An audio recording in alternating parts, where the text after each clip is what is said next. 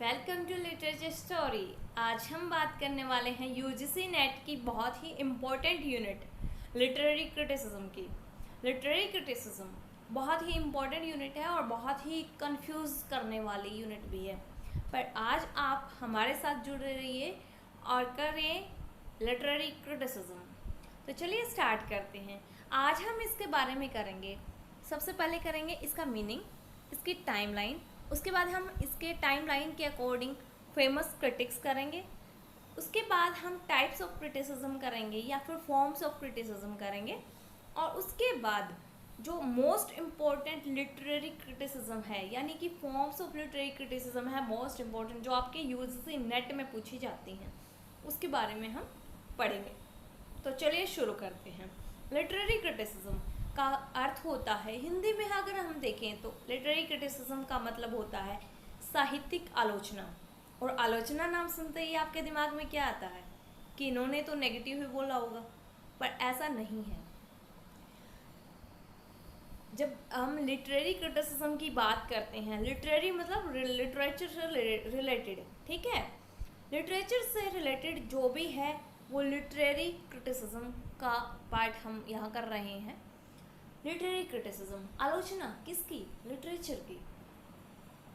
आलोचना सिर्फ बुरी नहीं होती, आलोचना अच्छी भी होती है। जब हम अपने पर्सनल इंटरेस्ट या पर्सनल इंटरेस्ट को साइड में या पर्सनल टेस्ट को साइड में रखकर हम किसी चीज़ के बारे में गुड और बैड एस्पेक्ट को देखते हैं और उसके अच्छाई और बुराई का अध्ययन करते हैं कि इसमें ये अच्छाइयाँ हैं, ये नेगेटिविटी है, तो ये पॉजिटिविटी भी है, उस एस्पेक्ट को हम लिटरेरी क्रिटिसिज्म कहते हैं, जिसमें सिर्फ बुराई नहीं अच्छाई भी देखी जाती है।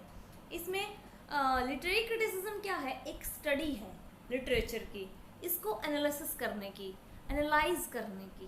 ओके, तो लिटरेरी क्रिटिसिज्म जो है वो एक स्टडी है, comparison, analysis, interpretation and evaluation of work of literature. Literature को इवेल्युएट, इंटरप्रिटेशन, एनालिसिस और कंपैरिजन यहाँ पर किया जाता है और उसके गुण और दोष सारी चीज़ें आगे रखी जाती है। उसके बाद उसके ऊपर जजमेंट दिया जाता है। ये आपका लिटरेरी क्रिटिसिज्म। अब मीनिंग तो आपको समझ में आ ही गया होगा मेरे ख्याल से। तो जो क्रिटिक्स होते हैं उसमें दो चीज़ें होनी चाहिए। फर्स्ट ऑफ ऑल उसे उस चीज़ का नॉलेज होना चाहिए जिसके बारे में वो जजमेंट दे रहा है, या फिर उसे जिसको क्रिटिसाइज कर रहा है, जिसके ऊपर वो क्रिटिसिज्म कर रहा है, उसके बारे में उसे नॉलेज होना चाहिए। ऐसा नहीं है कि आपने कोई भी वर्क पढ़ा और उसे क्रिटिसाइज कर दिया क्योंकि आपको क्रिटिसाइज करना है, नहीं, उसके बारे में नॉलेज होना चाहिए, उसकी अच्छाइयाँ और बुराइयाँ, उसके गुण दोष आपको पता होने चाहिए कि ये उसमें होना चाहिए, तभी आप क्रिटिसाइज कर सकते हैं। सेकंड जो क्रिटिक में होना चाहिए वो है कि आप सिर्फ पुराने को ना पकड़े रहें, आप नए को भी एक्सेप्ट करने की आप में हिम्मत हो, ठीक है, क्योंकि नया पुराने से अच्छा हो सकता है। ऐसा नहीं है पुराना बहुत अच्छा है, नया अच्छा नहीं हो सकता है, या फिर नई चीज़ें, नए विचार जो हैं वो पुराने का मुकाबला नहीं कर सकते, ऐसा नहीं है। बहुत सारी ऐसी चीज़ें हैं जो नई, जो अगर हम अपनाते हैं तो वो पुराने से भी बेहतर साबित होती हैं। तो ये दूसरी चीज़ है जो क्रिटिक में होनी चाहिए, ठीक है। लिटरेरी क्रिटिसिज्म को समझने के लिए हमें इसके हिस्टोरिकल बैकग्राउंड को भी समझना होगा। तो हम अभी करते हैं, क्योंकि ये फेजेस हैं, जो लिटरेरी क्रिटिसिज्म के फेजेस हैं उसके अकॉर्डिंग जो एजेस आई, जो टाइम पीरियड गया, उसके साथ इनके क्रिटिक्स भी बदले, जो राइटर्स थे वो भी बदले, उनकी राइटिंग्स बदली, तो उनके अकॉर्डिंग उनके जो लिटरेरी क्रिटिसिज्म है उसका फंक्शन भी अलग अलग टाइम पर अलग अलग रहा है। तो करते हैं हम हिस्ट्री ऑफ लिटरेरी क्रिटिसिज्म। जब हम हिस्ट्री करते हैं लिटरेरी क्रिटिसिज्म की, तो हम देखते हैं इसमें बहुत सारे फेजेस हैं। फेजेस कहाँ से हैं? जहाँ से ये लिटरेरी क्रिटिसिज्म शुरू हुई है, कि ये कहाँ से तो शुरू हुई है और कहाँ तक ये चली है, ठीक है। तो हिस्ट्री जब हम करते हैं तो फर्स्ट पीरियड जो आता है वो अर्लीस्ट या हेलेंसिक फेज आता है।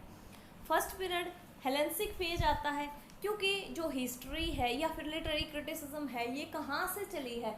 ये प्लेटो से लेकर 20th सेंचुरी की जो भी अब तक लिटरेचर लिखा गया है उसके साथ साथ इनकी आलोचनाएं होती रही हैं, उनके साथ साथ इनके रिव्यू आते रहे हैं। तो हम यहाँ पर देख सकते हैं कि अर्लीस्ट पीरियड जो था क्लासिकल, वहाँ से लेकर मॉडर्न तक ये फेजेस आए हैं, उनके साथ साथ इनके इम्पोर्टेंट क्रिटिक्स भी आए हैं। तो चलिए हम इसके बारे में पढ़ लेते हैं कि हिस्ट्री क्या है लिटरेरी क्रिटिसिज्म की। तो हम यहाँ पे ब्रीफली लिटरेरी क्रिटिसिज्म की हिस्ट्री करेंगे। तो फर्स्ट पीरियड जो था वो था अर्लीस्ट और हेलेंसिक फेज, ठीक है। ग्रीक टाइम में जो लिटरेरी वर्क को जज करना कैसे करते थे ग्रीक टाइम पीरियड में, वो ऐसे करते थे कि आपका वर्क कैसे इफ़ेक्टिव हो, राइटर्स को ये बताते थे कि ये यहाँ पर इफ़ेक्टिव नहीं है, उस चीज़ में कुछ रूल्स बना दिए थे। जैसे प्लेटो, अरिस्टोटल, इन्होंने इनसे क्रिटिसिज्म की शुरुआत होती है। और ये किस पीरियड में आते हैं, तो ये आते हैं अर्लीस्ट और हेलेंसिक फेज में आते हैं।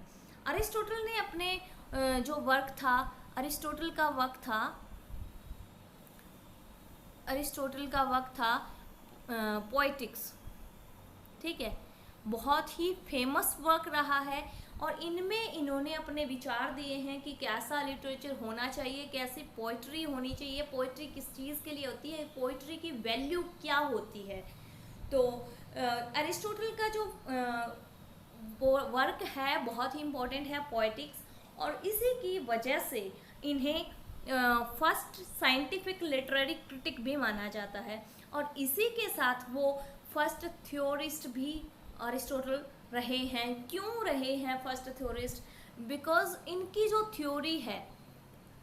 जो थ्योरीज हैं उन्होंने आने वाली बहुत सारी फेजेस को, मोस्टली विक्टोरियन फेज तक इन्होंने इन्फ्लुएंस किया है, एक रोमांटिसिज्म को छोड़ के बाकी लगभग सभी को इन्होंने इन्फ्लुएंस किया है, इसलिए इनको फर्स्ट थ्योरिस्ट भी मानते हैं, ठीक है। नेक्स्ट हम करते हैं, नेक्स्ट आपका आता है Greco Roman phase. Greco Roman phase में क्या है, जब हम ग्रीको रोमन फेज करते हैं तो उसमें क्या है, ग्रीको रोमन फेज हम करने वाले हैं। ग्रीको रोमन फेज आपका कहाँ से शुरू होता है, तो ग्रीको रोमन फेज जब प्लेटो और अरिस्टोटल के बाद, जब या फिर इनके साथ थोड़ा बहुत अंतर है इनके टाइम का, होरेस,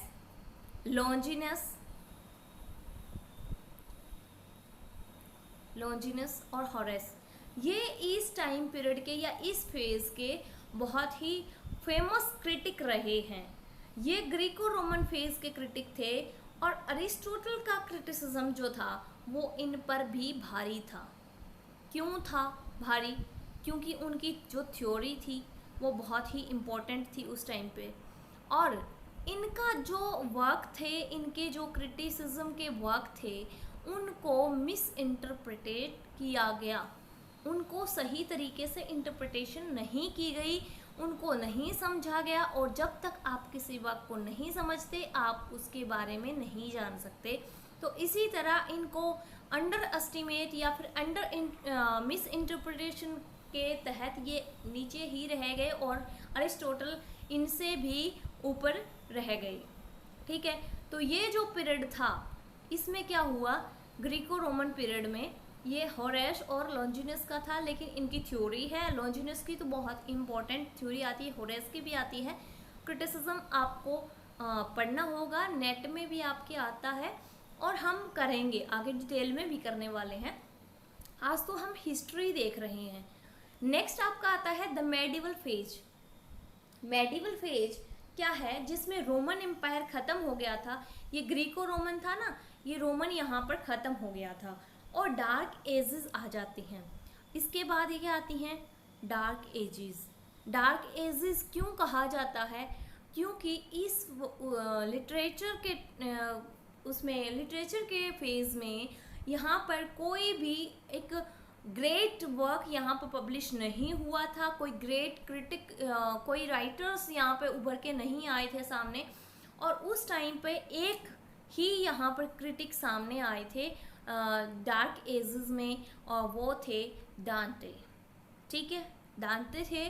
और ये बहुत ही मेडिवल फेज की बात है ये। एक ही राइट थी ये डार्क एजेस में, ठीक है। नेक्स्ट आपका आता है रेनेसांस। रेनेसां में क्या है, रेनेसां क्रिटिसिज्म एक प्यूरिटन और जो मोरलिस्ट थे, जो प्यूरिटन थे, प्यूरिटन आपको पता है जॉन मिल्टन थे प्यूरिटन्स, और जो मोरलिस्ट थे जिन्होंने मोरल वैल्यूज़ पर ज़्यादा फोकस किया था, उन्होंने क्या किया था, लिटरेचर पर अटैक किया था कि ये क्या कर रहे हैं, ये यहाँ पर क्या दिखाया जा रहा है, आपके लिटरेचर में हमारे क्या दिखाया जा रहा है, यहाँ पर मोरल वैल्यूज़ नहीं दिखाई जा रही हैं, अच्छाई नहीं दिखाई जा रही हैं, इस तरह की। तो उस टाइम ये अटैक कर रहे थे लिटरेचर पर। उस टाइम पर रेनेसां पीरियड्स में फिलिप सिडनी, बहुत बड़ा नाम है इनका, क्रिटिसिज्म के उसमें, क्रिटिसिज्म के आपके वर्क्स में इनका बहुत बड़ा नाम है फिलिप सिडनी। इन्होंने लिखा था apologies for poetry, apologies for poetry लिखा इन्होंने। और स्टीफन गुजन जो थे उन्होंने स्कूल फॉर स्कैंडल लिखा था, और उसके अगेंस्ट में इन्होंने, या फिर इसके रिप्लाई में इन्होंने लिखा था अपोलॉजीज फॉर पोइट्री, ठीक है। नेक्स्ट हम करते हैं romantic phase, romantic new classical, new classical phase हम कर रहे हैं। एक और थे रेनेसांस पीरियड में बेन जॉनसन, बेन जॉनसन का नाम जो आता है वो रेनेसां में भी आता है और आपके नियो क्लासिकल में भी आता है। नियो क्लासिकल और रेनेसां दोनों में इनका बहुत बड़ा नाम है। और नियो क्लासिकल में जो बेन जॉनसन का जो वर्क है लिबरल क्लास, ये नियो क्लासिकल में माना जाता है लिबरल क्लास, लिबरल क्लास, ये इस नाम का एक वर्क है इनका, बहुत ही फेमस है जो। और ये इनका जो वर्क है वो बहुत ही वो माना जाता है कि इन्होंने नियो क्लासिकल में जो क्रिटिसिज्म पे के ऊपर काम किया था, तो इसमें उन्होंने किया था। नियो क्लासिकल एज में जो अरिस्टोटल का जो बहुत ही बड़ा रोल था एक साथ में, एक ये भी है क्योंकि उस टाइम पर उनके रूल्स को बहुत पढ़ा जाने लगा था। और स्पेशली जो फ्रेंच क्रिटिक्स थे वो इस वक्त अरिस्टोटल के वर्क्स को पढ़ रहे थे। और ड्राइडन यहाँ पर नियो क्लासिकल में आएगा, नियो क्लासिकल्स थे ये, नियो क्लासिकल के क्रिटिक थे John Dryden, Alexander Pope, doctor Samuel Johnson and Addison. ये नए न्यू क्लासिकल एज के ग्रेट क्रिटिक्स थे।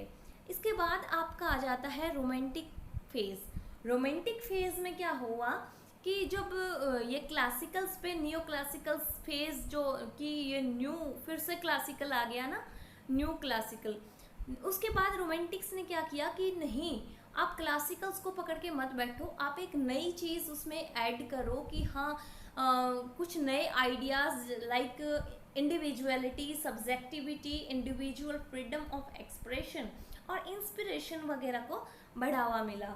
और इस टाइम के पोएट्स जो थे वो इनको क्या कहते थे ये कि जो क्लासिकल्स हैं वो उनके रूल्स जो हैं वो खोखले हैं और कुछ नहीं है, क्योंकि जो रूल्स पे आप कोई भी राइटिंग्स नहीं लिख सकते हैं।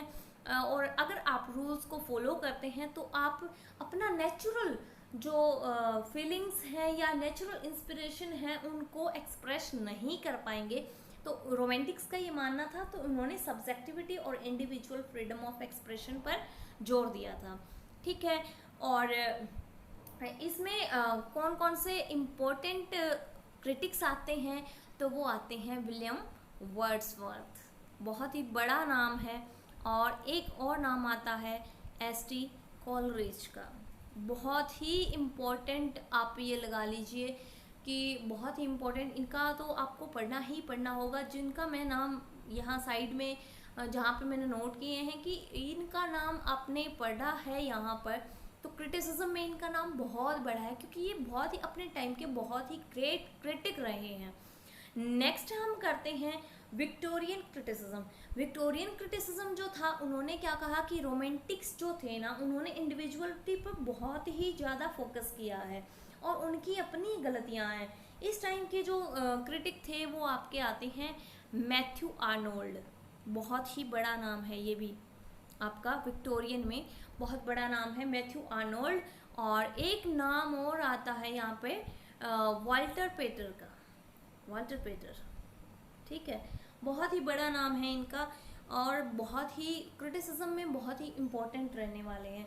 नेक्स्ट हम करते हैं 20th सेंचुरी। 20th सेंचुरी में आपका जो है क्या कुछ टाइम तक क्या है कि ओरिजिनल क्रिटिसिज्म में कोई भी वर्क पब्लिश नहीं हुआ था। उस टाइम पर प्रोफेसर और एजुकेटर्स जो थे उन्होंने क्रिटिसिज्म पर काम करना शुरू कर दिया था। और उसके बाद कौन आया, टी.एस. इलियट, एक बड़ा नाम यहाँ पर आ रहा है सामने कि टी.एस. इलियट और आई.ए. रिचर्ड्स, बहुत ही इम्पॉर्टेंट ये क्रिटिक्स या फिर बहुत ही ग्रेट क्रिटिक्स ये सामने आए थे। और एक नाम और आता है F.R. लेविस का, हम इनको कैसे भूल सकते हैं, F.R. लेविस, बहुत ही इम्पोर्टेंट इनका रोल रहा है 20th सेंचुरी के क्रिटिसिज्म में। ये न्यू क्रिटिक्स थे इस टाइम पर और ये आपकी हिस्टोरिकल बैकग्राउंड और उनके फेजेस के अकॉर्डिंग क्रिटिक्स, ग्रेट क्रिटिक्स रहे हैं कि कौन से किस फेज से रिलेटेड थे। तो नेक्स्ट में हम करने वाले हैं आपके forms of different forms of literary criticism, हम नेक्स्ट में करेंगे, नेक्स्ट वीडियो में मिलते हैं। तब तक के लिए नमस्कार। ओके, अगर आपको सेशन पसंद आया हो तो आप चैनल को लाइक, सब्सक्राइब और शेयर कर सकते हैं। और अगर आपने पूरे कंटेंट को, पूरे यूनिट को बहुत अच्छे से करना है तो आप हमारे साथ बने रहिए और हम आपके लिए आगे वीडियो लाते रहेंगे। और आपको लास्ट में एक 4 से जितने भी टाइम की वीडियो होगी आपको एक मास्टर वीडियो भी प्रोवाइड करवा दिया जाएगा पूरा एक यूनिट का।